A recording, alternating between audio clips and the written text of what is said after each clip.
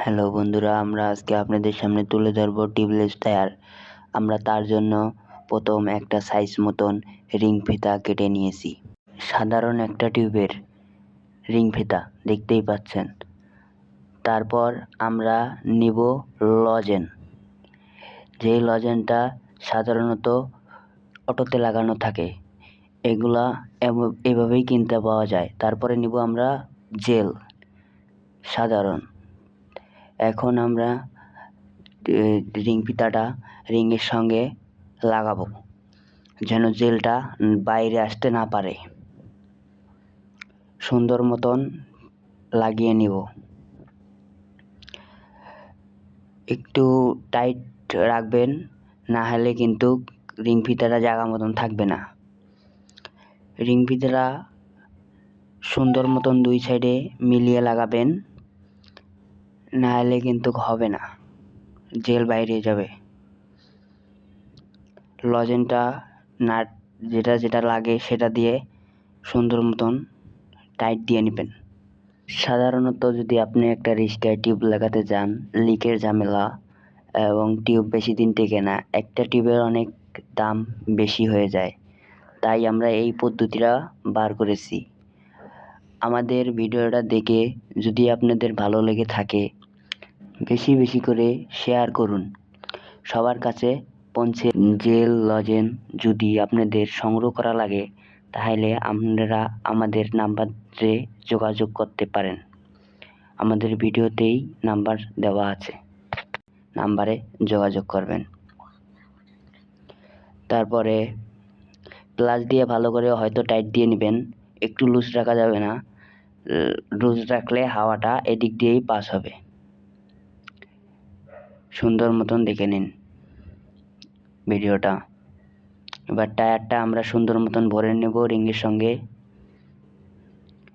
না বললে কিন্তু কাজ হচ্ছে না। ভিডিওটা বেশি বড় করা যাবে না, তাও অনেক বড় হয়ে যাচ্ছে। আমরা দেখেন টায়ারটা ভরে নিলাম সুন্দর মতন। আপনারাও সুন্দর মতন কাজ করার চেষ্টা করবেন। রিং ফিতাটা দুই দিকে সমানভাবে বাইর করে নেবেন টায়ারের সাইড দিয়ে, না হলে কিন্তু একটু কম বেশি হলে কিন্তু হাওয়া উঠবে না। বার করা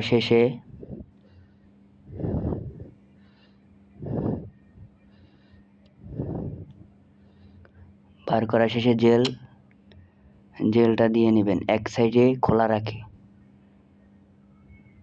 লজেল দিয়ে কিন্তু অত তাড়াতাড়ি হবে না, একটু খোলা রেখে যদি জেলটা দেন তাড়াতাড়ি আমাদের কাজটা হয়ে যায়। আর লজেন দিয়ে দিতে গেলে অনেক সময় লাগবে। দেওয়ার পর আপনারা যেই সাইড দিয়ে জেলটা দিয়েছেন সেই সাইডের রিং ফিতাটাও কিন্তু বার করে নেবেন মনে করে।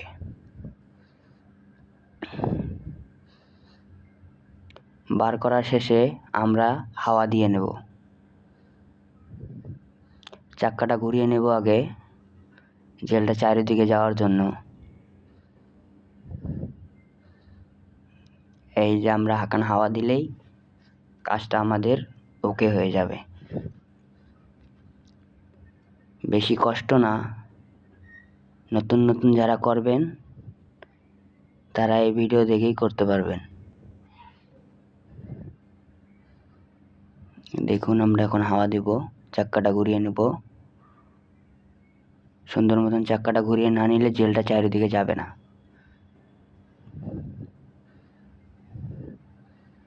জেলটা চারিদিকে যাওয়ার পরে এখন আমরা হাওয়া দিয়ে নেব। ভিডিওটা বেশি বেশি করে শেয়ার করবেন, জন আরেকজন দেখে এই পদ্ধতিতে টিউবলেস করতে পারে। হয়তো তারও অনেক উপকার হবে যে ভিডিওটা পাবে। এবং লিক মারতে 40-50 টাকা লেগে যায়, তার হয়তো 40-50 টাকা বেঁচে যাবে।